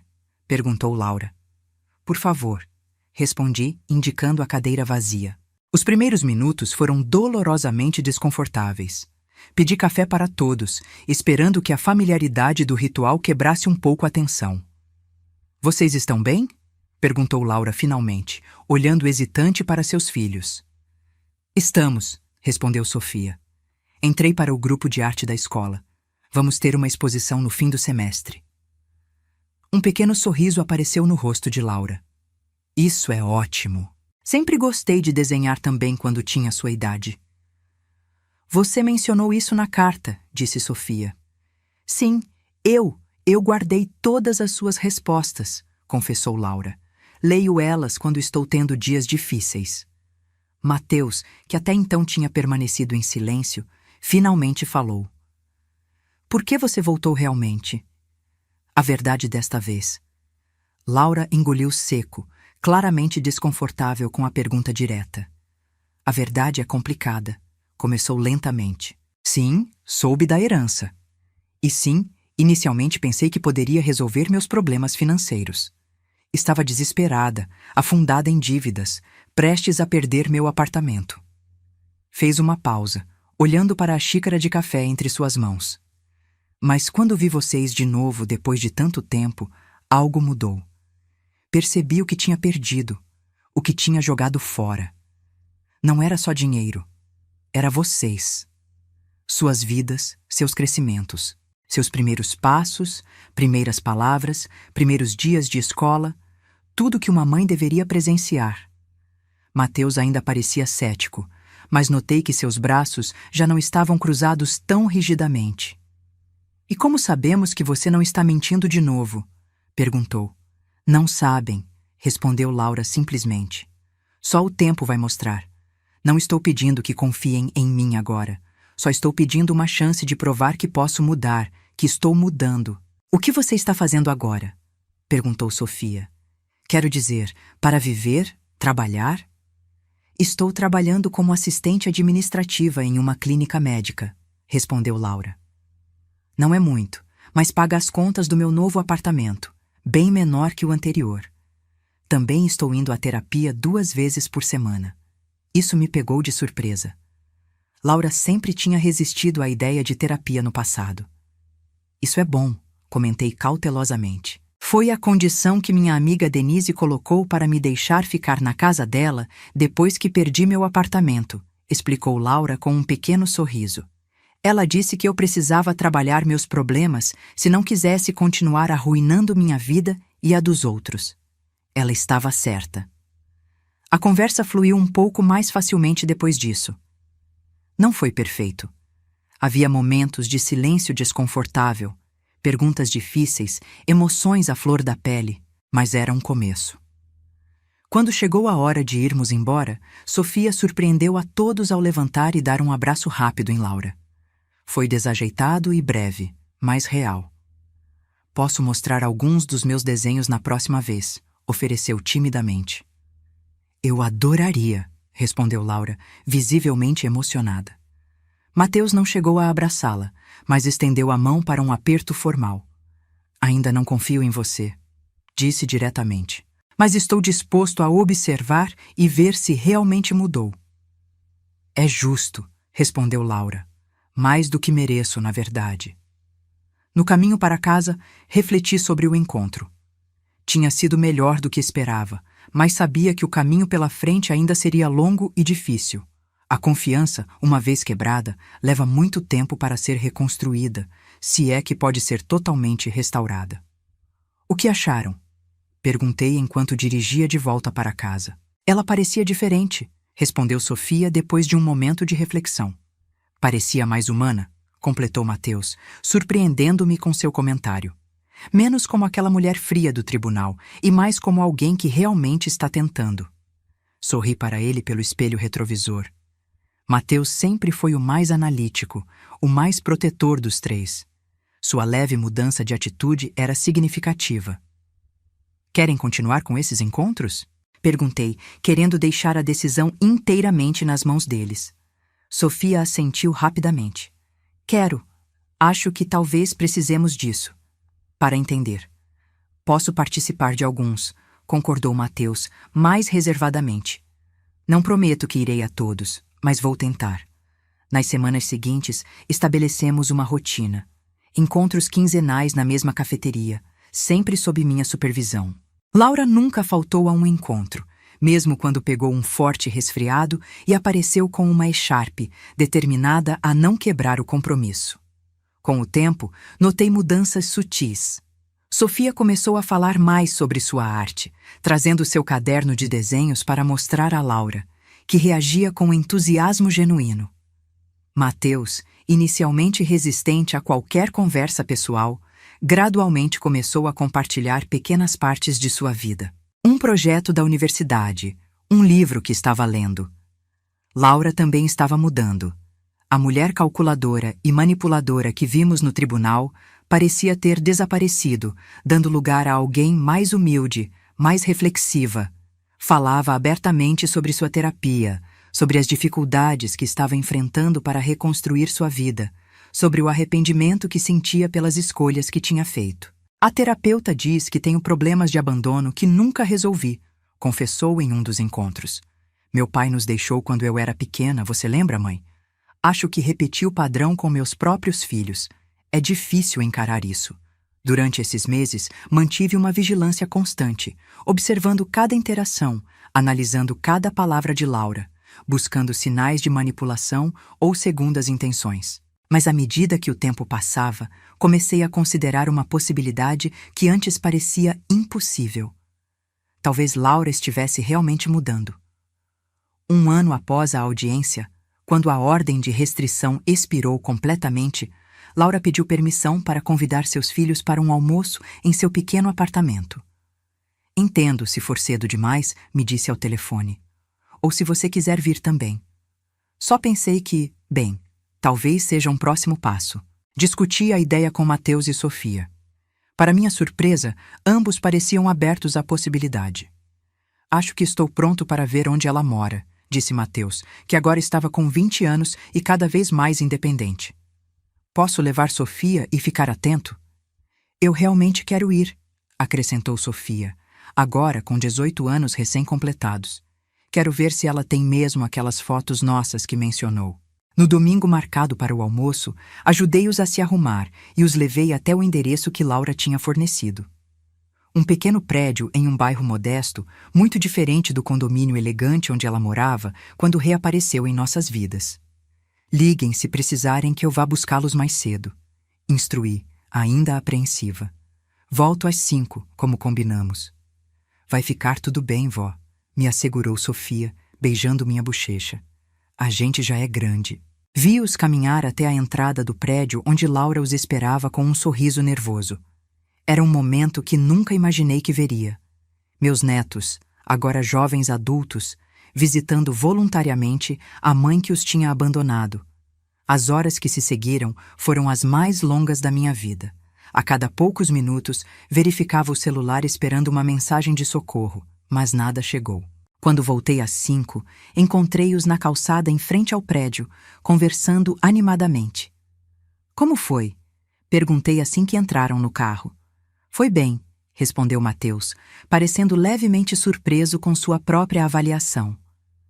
O apartamento dela é bem pequeno, mas aconchegante, acrescentou Sofia entusiasmada. Ela realmente tem fotos nossas por todo lado. Até aquela que tiramos na formatura do Mateus do ensino médio. Deve ter pedido para alguém tirar uma foto do jornal da escola que publicou online. E ela cozinhou. Tentou, riu Mateus. Quase queimou o frango, mas no final ficou comestível.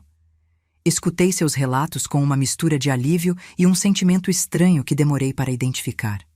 Ciúmes.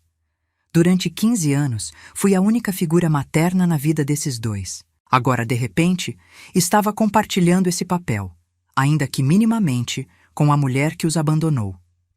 Era um sentimento mesquinho, eu sabia. O que deveria importar era o bem-estar deles, não meu orgulho ferido. Mas eu era humana e me permiti sentir isso momentaneamente antes de deixar passar. Nos meses seguintes, uma nova dinâmica familiar começou a se estabelecer. Laura passou a fazer parte da vida de Mateus e Sofia. Não como sua mãe principal, esse papel ainda era meu, mas como uma espécie de tia ou amiga mais velha que gradualmente ganhava um lugar em seus corações. Vinha jantar em nossa casa ocasionalmente. Compareceu à formatura de Mateus na universidade, sentando discretamente no fundo, aplaudindo orgulhosamente quando ele recebeu seu diploma. Ajudou Sofia a preparar seu portfólio para a Faculdade de Artes. Em nenhum momento mencionou a herança ou pediu dinheiro. De fato, quando Mateus completou 21 anos e teve acesso à sua parte, Laura fez questão de deixar claro que não esperava nada dele. Esse dinheiro é seu, disse durante o jantar de aniversário. Para seu futuro, seus sonhos. Você não me deve nada.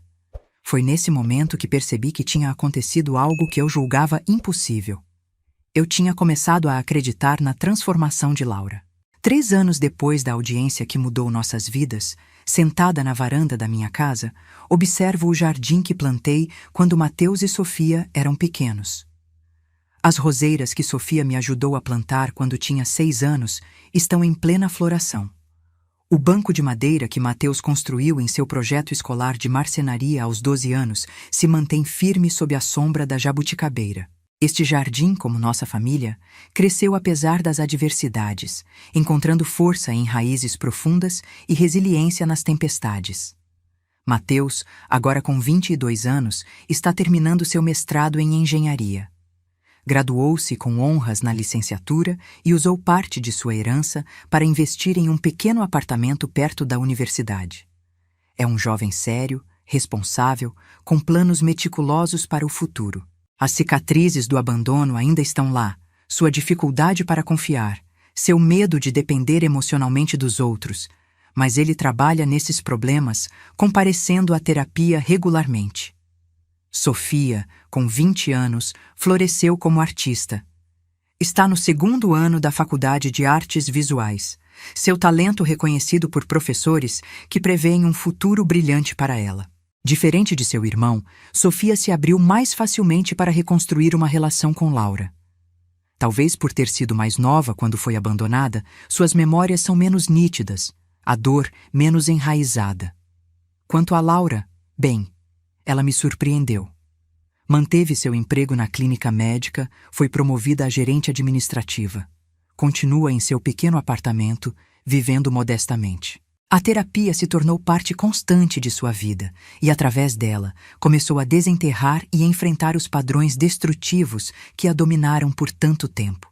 Nossa relação também mudou. As feridas não desapareceram completamente. Duvido que algum dia desapareçam. Mas encontramos um novo equilíbrio.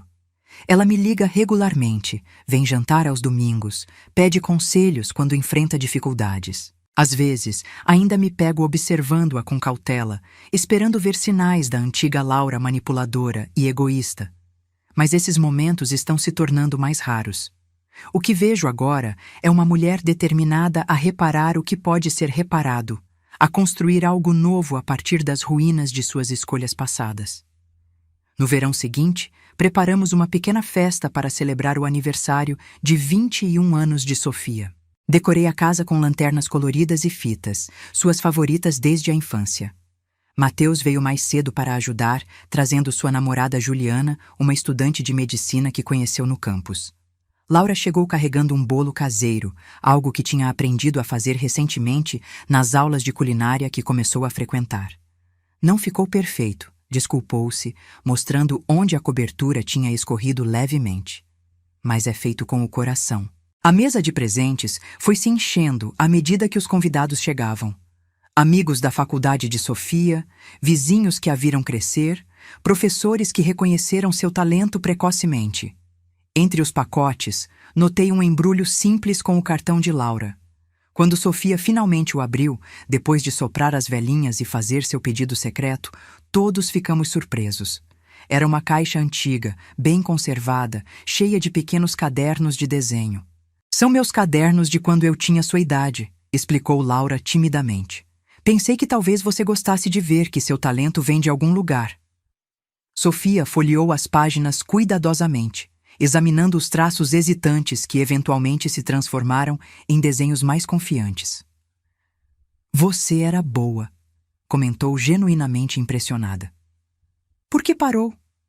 Laura deu de ombros, um gesto que se parecia tanto com Sofia que quase ri. "A vida aconteceu. Trabalho, responsabilidades, e talvez não acreditasse em mim mesma o suficiente", sorriu para sua filha. "Espero que você nunca desista como eu desisti. Foi um momento pequeno, mas significativo. Uma conexão genuína, baseada não em culpa ou obrigação, mas em algo compartilhado e autêntico." Mais tarde naquela noite, quando a maioria dos convidados já tinha ido embora, encontrei Laura na cozinha lavando a louça silenciosamente. "Você não precisa fazer isso", disse pegando um pano para secar os pratos. "Eu sei", respondeu ela, "mas quero ajudar." Lavou algumas xícaras antes de continuar.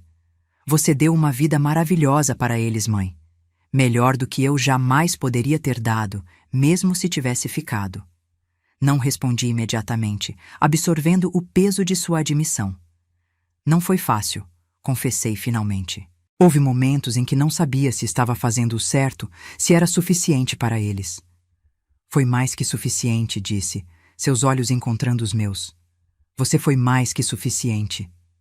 Trabalhamos em silêncio por alguns minutos, encontrando conforto na rotina simples. "Sabe", disse Laura eventualmente, "na terapia falamos muito sobre arrependimentos. A terapeuta sempre pergunta: o que você faria diferente se pudesse voltar no tempo? E o que você responde? Costumava dizer que teria ficado com as crianças, que teria sido a mãe que mereciam. Mas recentemente percebi que talvez as coisas aconteceram como deveriam." Olhei para ela surpresa. "Não me entenda mal", continuou rapidamente. "Não estou dizendo que foi certo abandoná-los. Foi o maior erro da minha vida e sempre será. Mas quando vejo em quem se tornaram sob seu cuidado, sua voz falhou um pouco. Talvez eles estavam destinados a ter você como mãe, não eu." Era a primeira vez que Laura admitia, sem rancor ou ressentimento, que meu papel na vida das crianças era mais que temporário ou substituto. Que eu era, de fato, a mãe que eles precisavam. "Você ainda tem um lugar nas vidas deles", respondi gentilmente. "Diferente do meu, mas importante." Ela assentiu, secando uma lágrima furtiva. "Sou grata por isso." "Mais do que você pode imaginar." Lá fora, ouvimos risas. Sofia estava mostrando seus novos cadernos de desenho a Mateus e Juliana, todos sentados no banco do jardim sob as luzes coloridas. "Devemos nos juntar a eles?" perguntou Laura. "Sim", respondi, pendurando o pano de prato. "É uma noite bonita demais para ficarmos aqui dentro."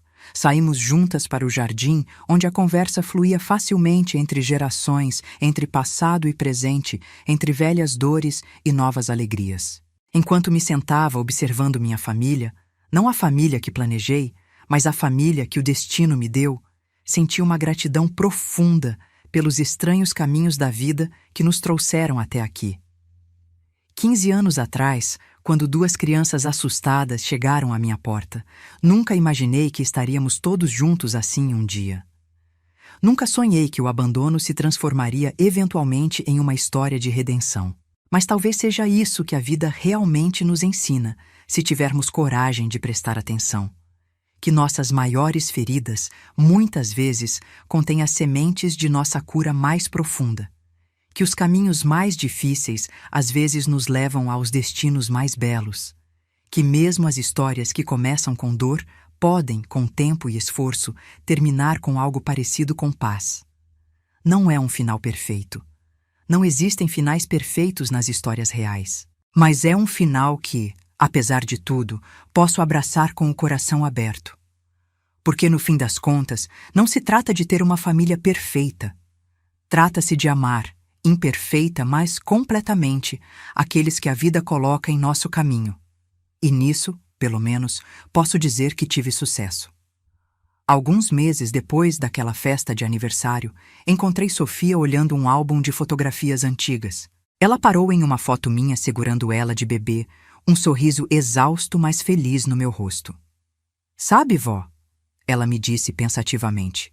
"Sempre achei estranho quando as pessoas dizem que família é só quem compartilha o sangue. Porque você me mostrou que família é quem fica quando todos os outros vão embora." Suas palavras me emocionaram profundamente, porque, no final, era isso que nossa jornada tinha sido. Uma redefinição do que significa ser família. Não é a genética que cria os laços mais fortes, mas as escolhas diárias. Levantar de madrugada para acalmar uma febre, comparecer a inúmeras apresentações escolares, segurar mãos trêmulas durante as tempestades da vida. É o amor manifestado em ações concretas, não em palavras vazias ou obrigações biológicas. Laura está aprendendo isso agora, tardiamente.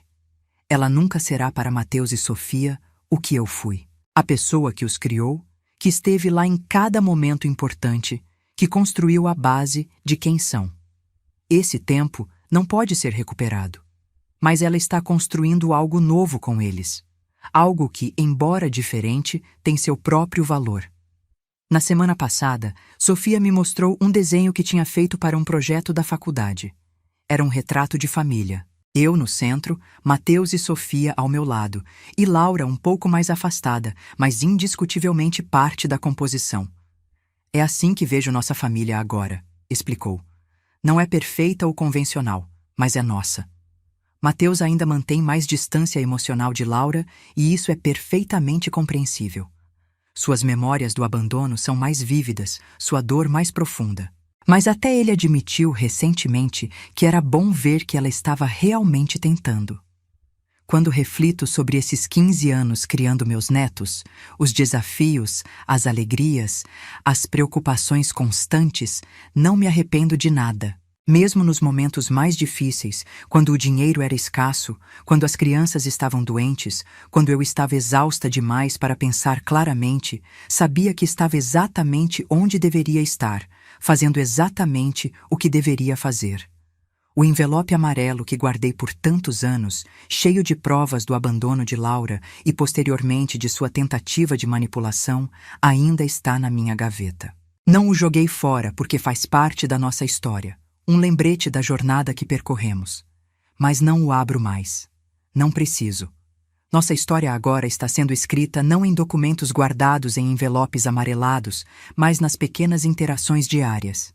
Nos almoços de domingo, nas mensagens trocadas, nos aniversários celebrados juntos. É uma história imperfeita, cheia de cicatrizes e remendos, de capítulos dolorosos que nunca poderão ser reescritos.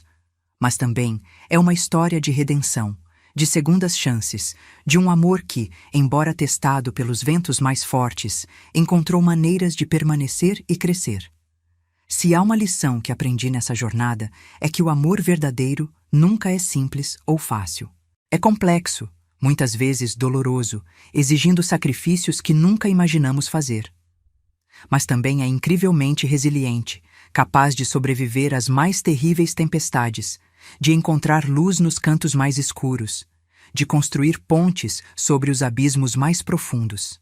Como avó que se tornou mãe por necessidade, como mulher que enfrentou a própria filha no tribunal para proteger aqueles que amava, como pessoa que eventualmente encontrou espaço no coração para perdoar o imperdoável, posso dizer com certeza que o amor, em todas as suas formas imperfeitas e confusas, vale cada batalha, cada lágrima, cada noite sem dormir.